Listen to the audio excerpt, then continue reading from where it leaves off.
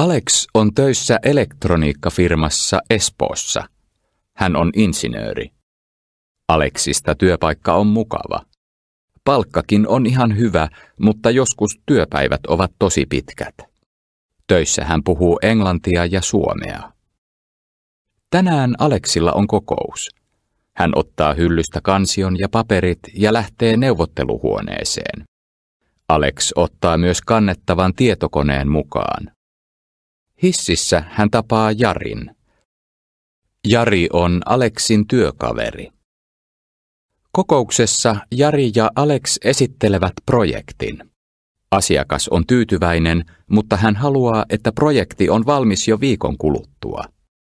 He neuvottelevat aikataulusta. Alex ja Jari lupaavat, että työ on valmis 10 päivän kuluttua.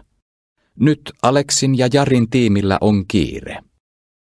Palaverin jälkeen Jari kysyy, lähteekö Alex lounaalle. Koska talossa ei ole ruokalaa, he menevät pieneen lounasravintolaan. Se on ihan lähellä. Lounaalla he juttelevat projektista. Jari sanoo, että hän voi tehdä ylitöitä, jos tarvitsee. Alex palaa toimistoon. Hän hakee kupin kahvia automaatista ja menee sitten työhuoneeseen. Hän ei avaa tietokonetta, vaan soittaa ensin pomolle. Alex kysyy pomolta, saako hänen tiimi tehdä ylitöitä, koska nyt on kiire. Pomon mielestä se on okei. Puhelun jälkeen Alex kirjoittaa sähköpostin tiimille ja kertoo, että heillä on vain 10 päivää aikaa. Sitten hän tulostaa uuden aikataulun ja panee sen seinälle.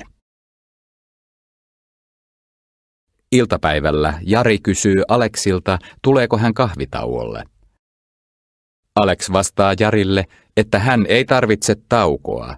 Hän haluaa tehdä työt tänään nopeasti, koska illalla on Suomen kurssi.